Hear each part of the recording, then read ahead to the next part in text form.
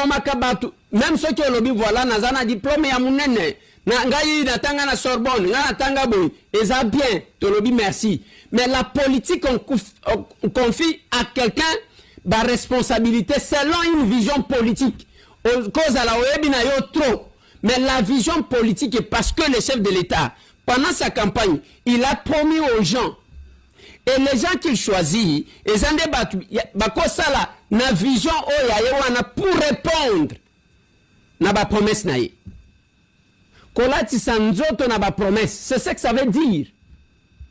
Ne pensez pas que parce que yo tanga kolega batu nyonso batu bazo bunda yo vandi à côté aux élus le moment venu non voilà il faut me mettre là-bas te ezalaka ndengo wana te ezalaka ndengo wana te ndenge tozaboye les politiques ont chacun une vision qu'il compte matérialiser. Et quand ils se battent, on dit pourquoi. À comme ça, pendant que vous vous reposez, il y a juste pour monnaie, ils n'ont pas c'est pour matérialiser une vision qu'il incarne. Je pense que tout le monde. On est eloko, ça peut battre belé.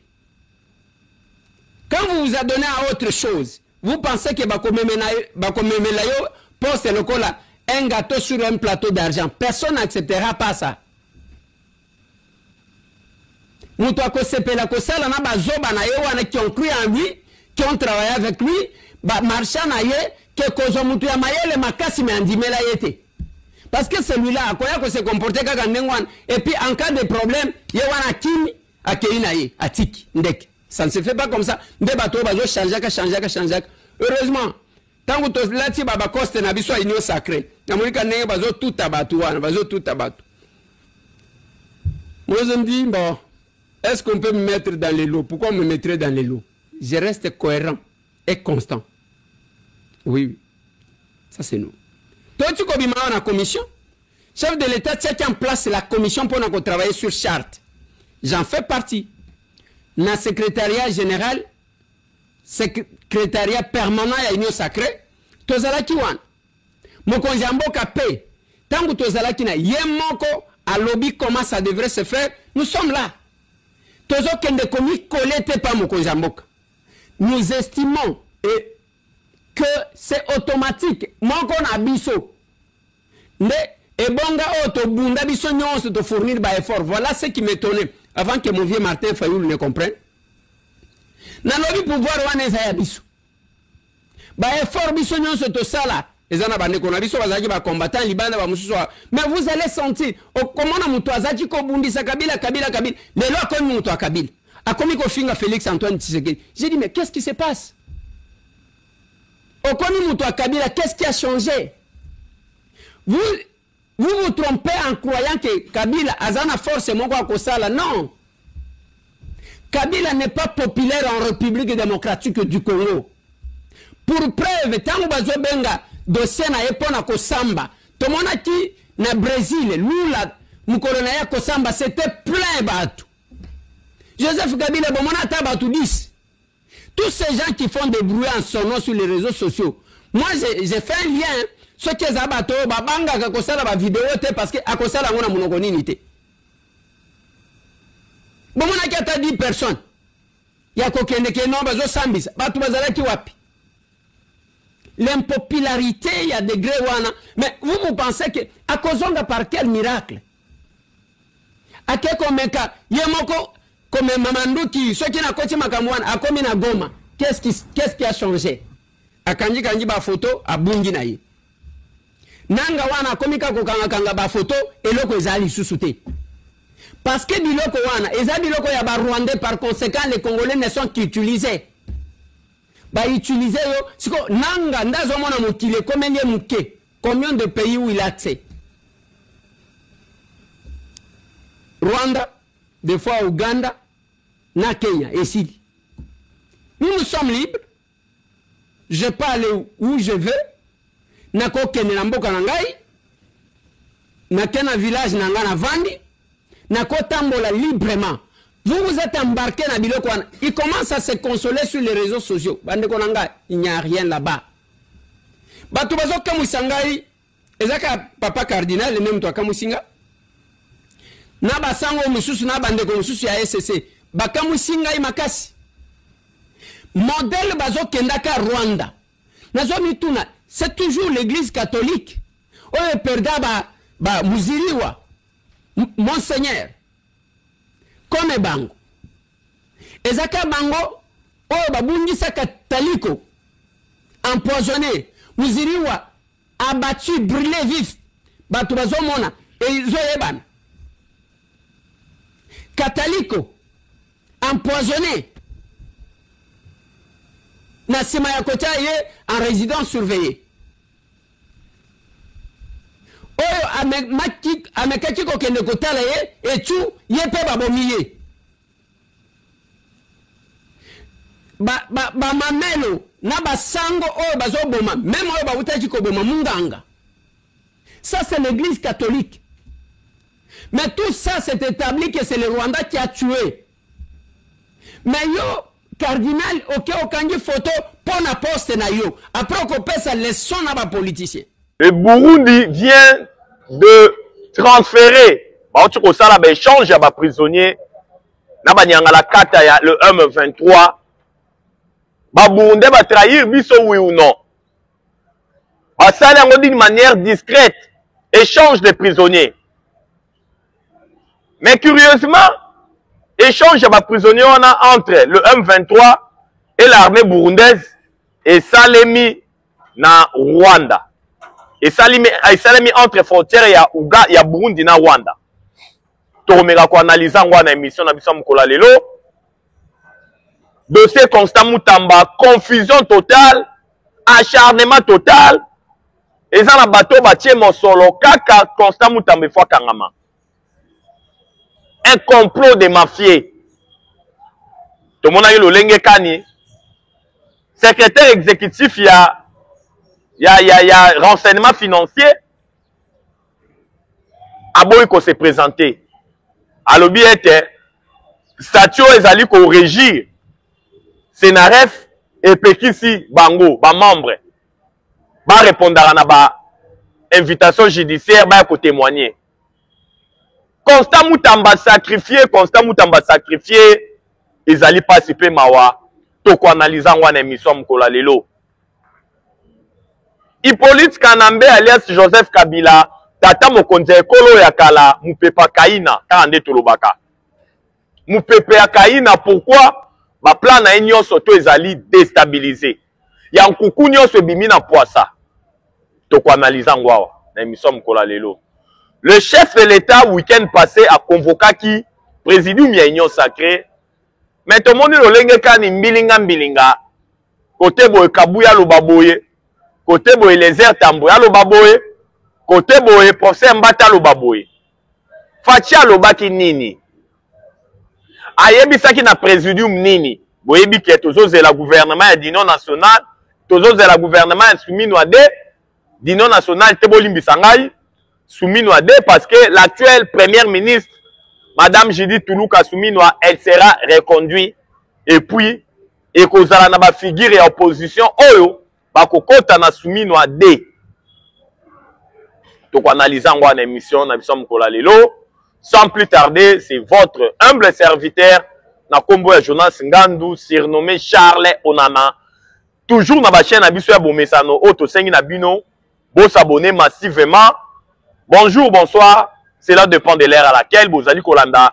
Émission Nabiso Mukolo Lelo. Oyo, ba sujet ezali belé. Oh, toko développer tout au long ya émission Nabiso Mukolo Lelo. Torobaka yango pona bolingo Congo toko kanga mnokote. Car le Congo c'est le pays de nos aïeux. Le Congo c'est notre dénominateur commun. Tobotama ba Congolais, toko kufa ba Congolais. Échange de prisonniers. Échange de prisonniers entre l'armée burundaise et les terroristes du M23. Mais basali yango discrètement. Échange de prisonniers wana boyebi que le militaire burundais oyo bazalaka au côté à FRDC parce que Congo na Burundi to signé ba accord ya défense oyo armée burundaise et ya capé ko épauler armée na biso face à agression rwandaise na ba supplétif na bango to bengi le M23. Mais bazali ko informer biso uta mukolo ya lobby d'une manière discrète entre les deux frontières, il y a Burundi na Ouganda, il y a eu échange de prisonniers. Boyebi ke na kati ya bitumbo kande tolobaka plusieurs militaires rwandais bakangamaki et pas il y a armée burundaise na ba terroristes le M23 lors ya ba bitumbe belé salemaki na est ya mboka na biso. Mais ya kokamo ezalaki ke lobby na ndenge ya nkuku armée burundaise a pesi plus de 20 militaires rwandais na ba supplétif na bango to bengi le M23 ba côté boyepe armée rwandaise na ba nyangala kate M23 ba zongiseli Burundi quelques militaires burundais oyoyo bakangamaki lors ya ba affrontement ebele oyo esalemi na partie orientale ya mboka na biso yango tomoni pe lolenge kani ba kongomane ebele oyo bazali na este oyo bazali kosibir ba atrocité ya armée rwandaise et kamusaki bango balobi mais boni armée burundaise a travaillé na commun accord avec le FARDC et les Wazachou. Mais boni lolenge kani échange ba prisonniers zali ko salema na nkuku mais il a fallu ba kongomani o bazalaka kuna na Burundi ba informer biso ko loba ete mais tomoni ba transfert ya ba prisonniers tomoni échange ya ba prisonniers entre les Rwanda et les Burundi et salemi na frontière ya Rwanda na Burundi. Mais ni nezali koleka penza wana oyo biso tokoloba ezali kaka te tolobaka yango matin midi soir que les relations entre les États sont basées par les intérêts. C'est bien beau Burundi aza allié na biso détail oyo a épaulé FARDC na mayo ezali koleka na partie orientale ya mboka na biso mais yango ezali kambo elalisa biso pongite parce que tolobaka on doit ouvrir l'œil et les bons parce que tolobaka dans la politique il n'y a jamais eu les amis permanents. Dans la politique, il n'y a jamais eu les ennemis permanents, mais la politique est basée par les intérêts. Les relations entre les États sont basées par les intérêts. Tofungola misu na biso ezalaga parce que ebandaka kaka boye puis lobikuna tokoye kozala surpris pamba. Raison pour laquelle tosengi na ba autorité militaire, autorité politique ya mboka na biso ba fungola penza misu. Ba échange ya ba prisonniers ezalaka na yango. Cela ne veut pas dire que non, il y a eu les relations est redevenu normal. Mais toujours on doit être vigilant et puis ouvrir l'œil est vraiment le bon.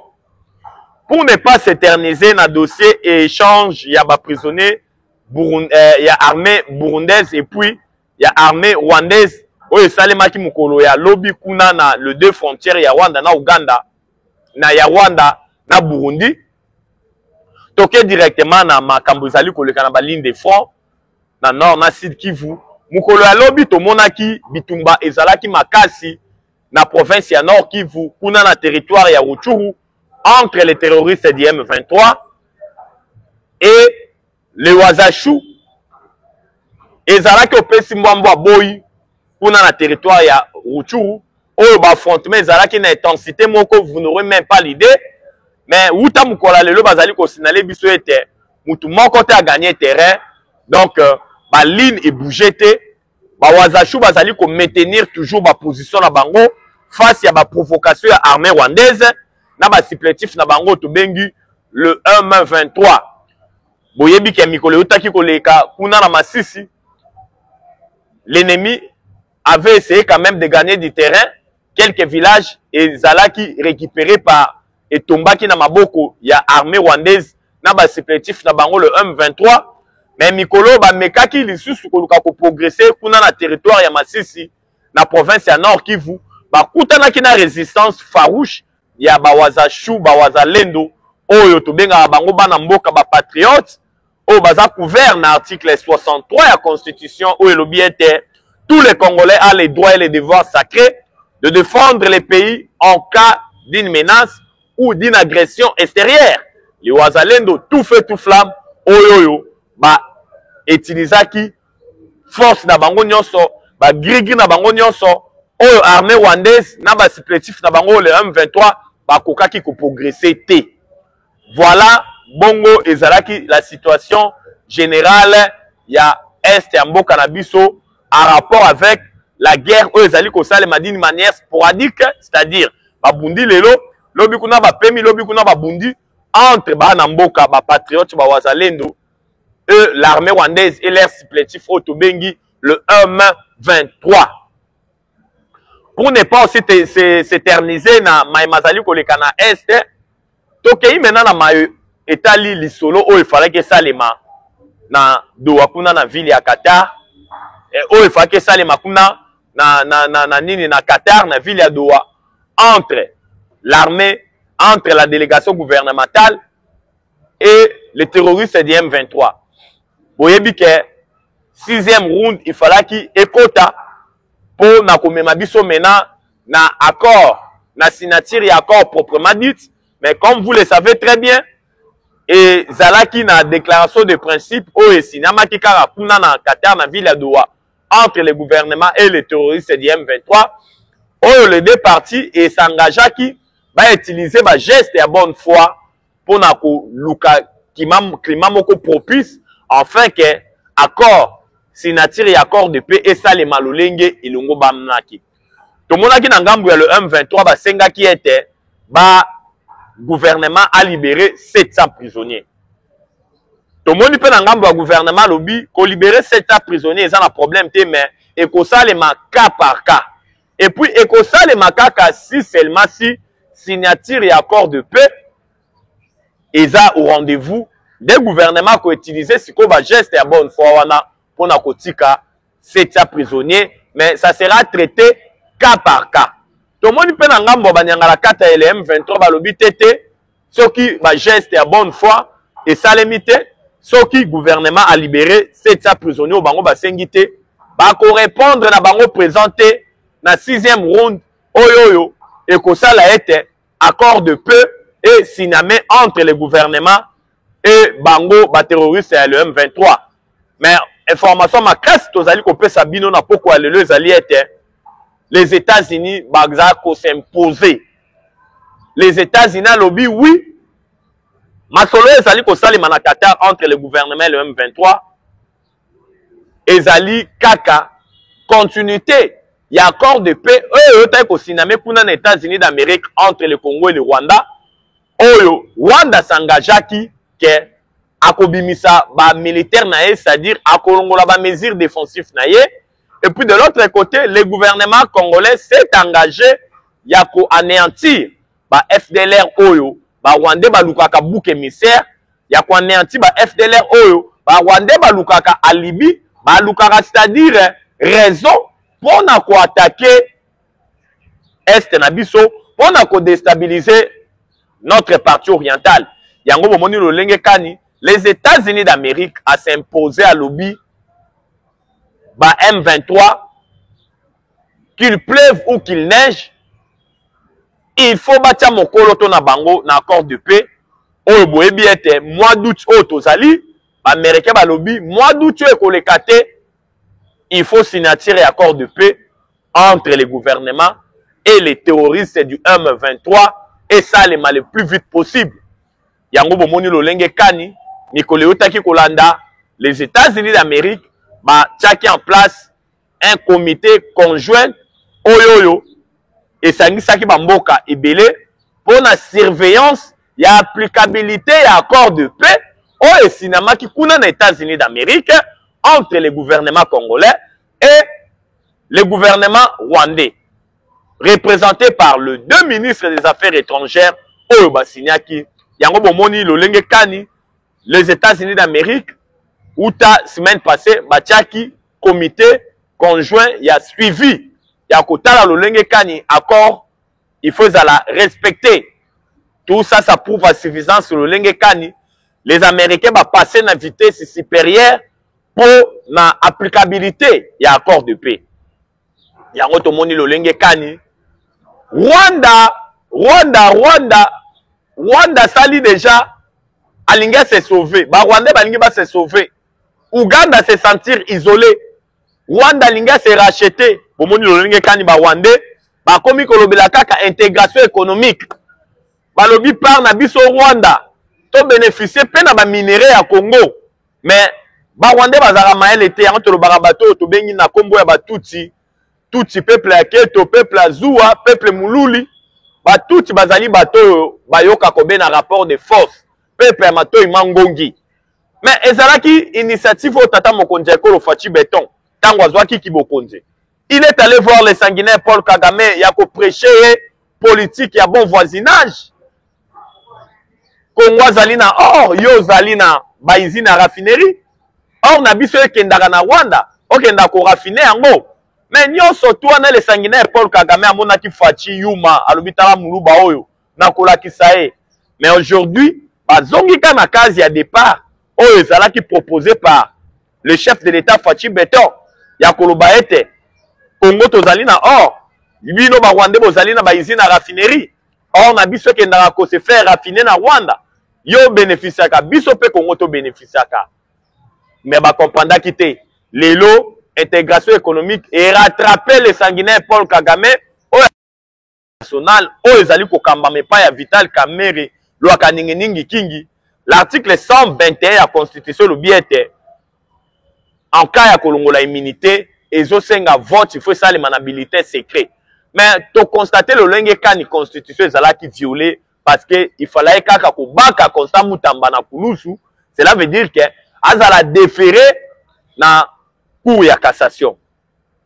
Yango to moni le lenge kani politique o esali makana eza politique à 2 poids 2 mesures.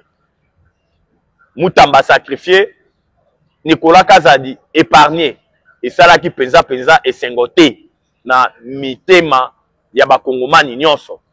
Yango to moni o biso to kosenga ezali ete toza na posa éclatement ya vérité to lobaka yango matin midi soir que Mutamba za innocent preuve en est que on peut détourner que l'argent qu'on a reçu. Quand on n'a pas reçu l'argent, comment on peut détourner ça? Mon solo ezali bel et bien una na compte ya au banque mon solo les a détourné te botike la biso Constant Mutamba po azali innocent yango bomonaki lolenge kani après procès ba kongomani nyonso bazali ko benga Constant Mutamba Lumumba balobi Lumumba la biso botika ye botike la biso Lumumba Constant Mutamba nyonso to wana ezali ko la lolenge kani ba kongomani bazali na sima ya mwana mboka Constant Mutamba Tungunga. Dossier politique Kanambe alias Joseph Kabila kuna na haute cour militaire semaine oyo ezali opesi mbombo boyi parce que to moni lolenge kani politique Kanambe alias Joseph Kabila na batu na bazali kolela balobi souci ya gouvernement ezali kaka Hippolyte Kanambe alias Joseph Kabila tata mokonzi ekolo ya kala azala condamné par défaut pour ba récupérer bon mengo na nyonso oyo atika na Congo. Non, eza objectif principal ya justice te. Boyebi ete Hippolyte Kanambe alias Joseph Kabila azala toujours en connivence na ba Rwandais. Depuis tout au long reine na ye, na 18 ans na yo asala na pouvoir. En connivence avec les Rwandais. Tolobaka yango a matin midi soir. Armée rwandaise na ougandaise babundi na Kisangani. Mais pourquoi seulement to funda kaka Uganda? Pourquoi seulement mon solo bazali ko funda Constant Mutamba a détourné? Boyebi origine nango. Boyebi sous sa provenance nango. Ezali ba Ugandais ne ba futa biso yango. Pour indemnisation ya victime. Ya bandeko na biso yo bakufa na bitumba ya 6 jours. Entre bango na ba Rwandais, pourquoi to funda kaka ba Rwandais? Pourquoi to funda kaka ba Ougandais? Pourquoi to funda ba Rwandais te, to funda kaka ba Ougandais?